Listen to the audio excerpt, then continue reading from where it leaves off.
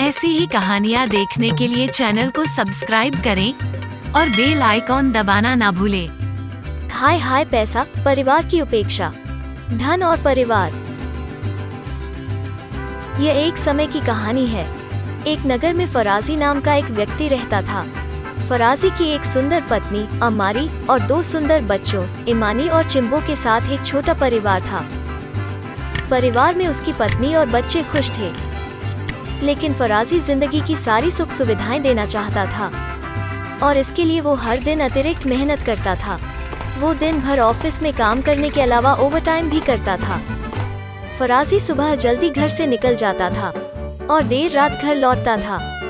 बच्चों के लिए उसका चेहरा देखना मुश्किल था, क्योंकि जब वो सुबह जल्दी घर से निकलता तो बच्चे सो रहे होते और देर रात घर में प्रवेश करने से पहले सो जाते।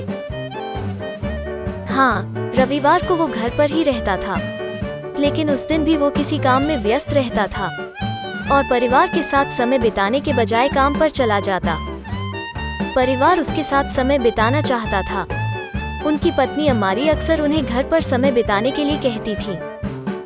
बच्चे उसे बहुत याद करते थे। उस समय फराजी जवाब देता था कि मैं यह सब उनके लिए कर रहा हूँ। मुझे बढ़ती महंगाई के लिए और मेहनत करनी होगी। मैं उन्हें एक बेहतर जिंदगी देना चाहता हूँ। फराजी का यह सिलसिला सालों तक चलता रहा। उन्होंने अपने परिवार की उपेक्षा करते हुए बस मेहनत करना जारी रखा। इसके लिए उन्हें अवार्ड भी मिला। उनकी पदोन्नति हुई, वेतन में वृद्धि मिलने लगी। परिवार अब एक बड़े घर में रहता है। उनके लिए भोजन और अन्य सुविधाओं की कोई कमी नहीं थी, लेकिन फराजी ने ऐसा करना जारी रखा। फराजी अधिक धन प्राप्त करना चाहता था। उसकी पत्नी अमारी पूछती थी, तुम पैसे के पीछे क्यों भाग रहे हो? हमारे पास जो है उसमें हम खुश रह सकते हैं। तो फराजी जवाब देता था कि मैं तुम्हें और बच्चों को दुनिया की खुशियां देना चाहता हूँ। कुछ और साल और मेहनत करने दो। अमारी चुप हो जाती।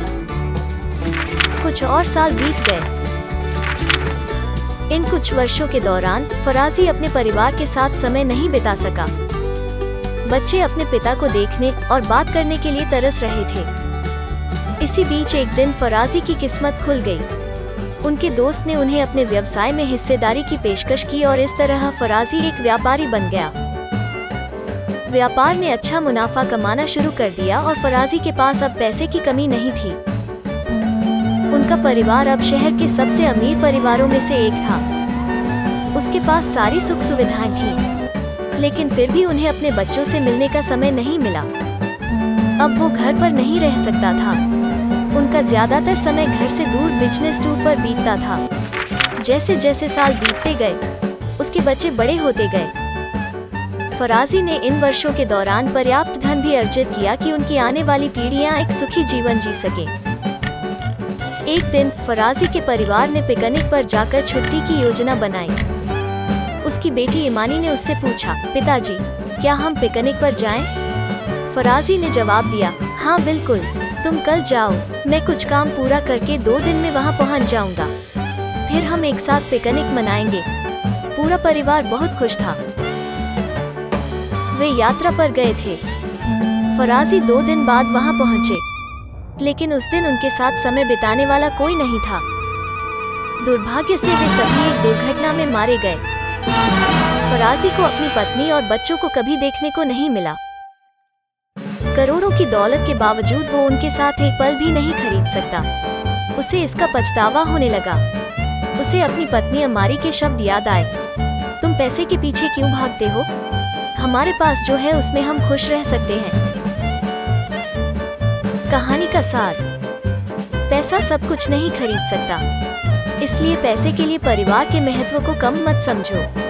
पैसा खोने के बाद इसे वापस पा सकते हैं, लेकिन अपनों को खोने के बाद फिर कभी नहीं मिलता।